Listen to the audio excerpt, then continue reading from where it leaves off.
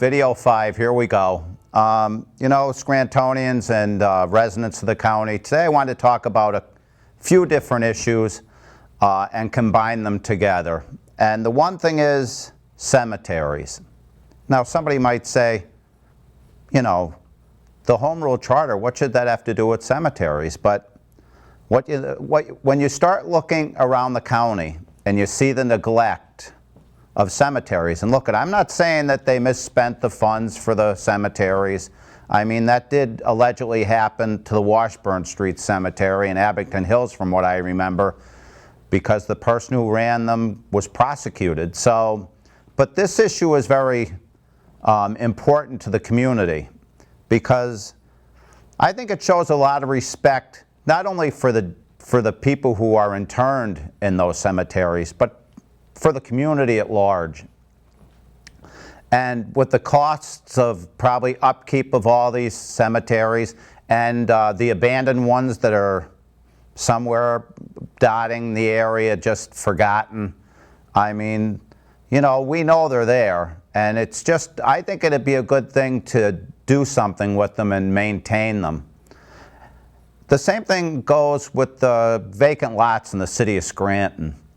You know, they're just not maintained and they're overgrown. So, you know, we could tackle a couple of different things at the same time by tackling the city or county-owned lots that are overgrown and not maintained, and find solutions to problems, because that's what government does.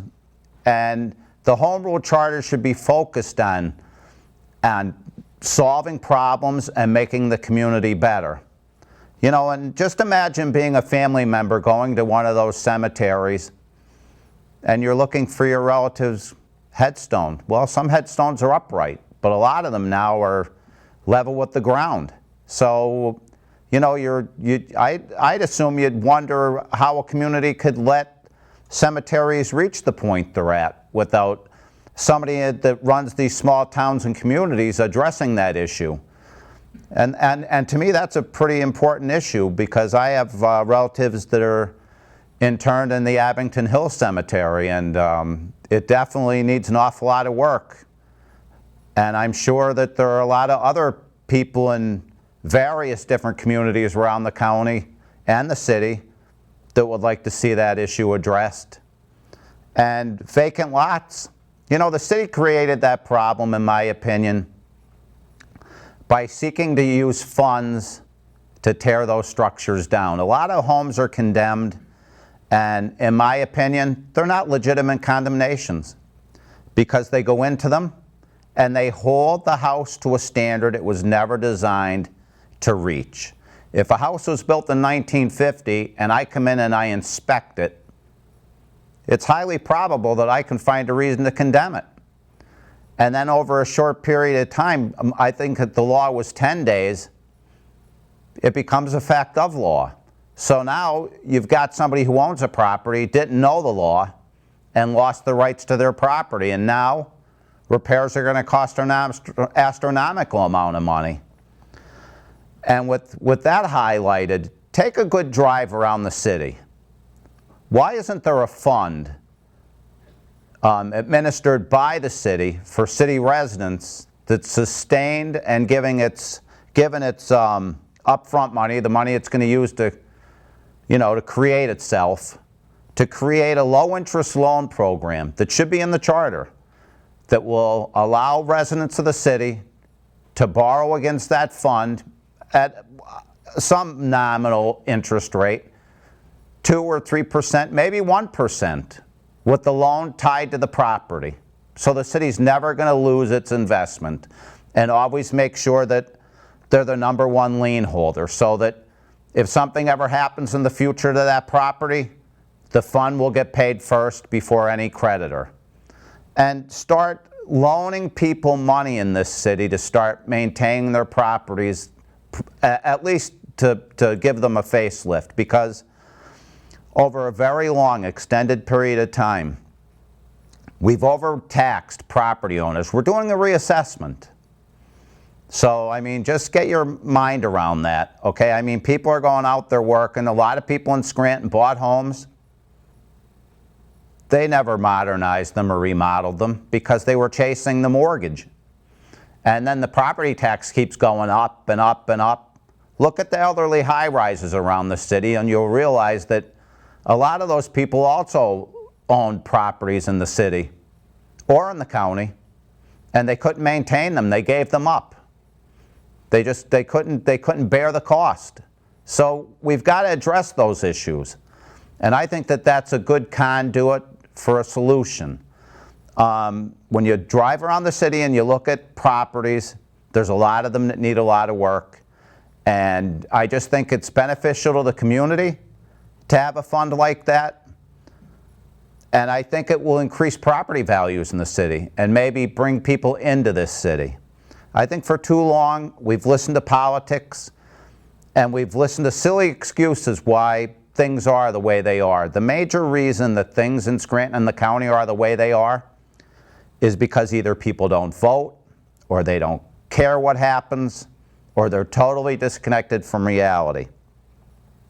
You know, and why we're talking about maintaining cemeteries or helping them to maintain their cemeteries, because some of them may have been abandoned. But, you know, when we take a look at the city and we talk about maintaining vacant lots and, you know, just, you know, take a good look at the city. There's debris and litter all over the city. So it's not just on one particular lot. The streets are full of litter and dirt and debris, and it's throughout most of the city. So what I'd like to say is that maybe we need to take a look at trash collection while we're looking at all of these issues in the city of Scranton. You know, the city collects a fee for refuge in the city. And for the longest time, it's my impression that they're plugging it into the budget. Initially, it was designed only to pay the tipping fees. That was a very long time ago.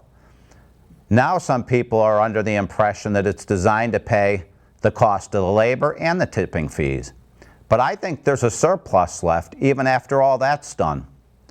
So I think what the city should do with the surplus is not put it into the budget of the city, but to buy trash receptacles that are very strong, well-built, that have a lid that's attached to the trash can.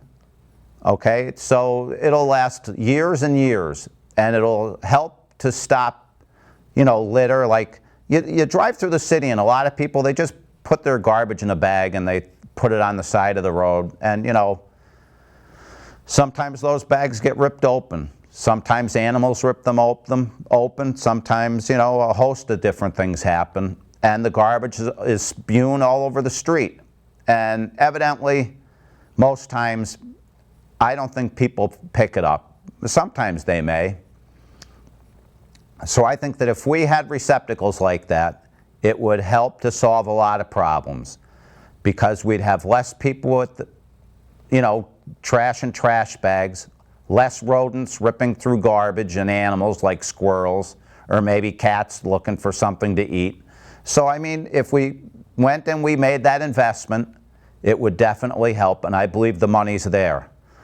You know, at the end of any long day, the charter is the answer to move the city forward. These are just small issues I'm talking about, whether it's the business incubator, you know, whether it has to do with blight, just, you know, the downtown, revitalization, everything is based in that charter.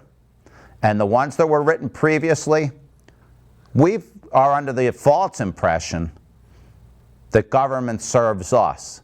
But the reality is, we serve it, and it should serve us, but it doesn't. So we've got to write a charter to make it happen. This city should have a massive surplus.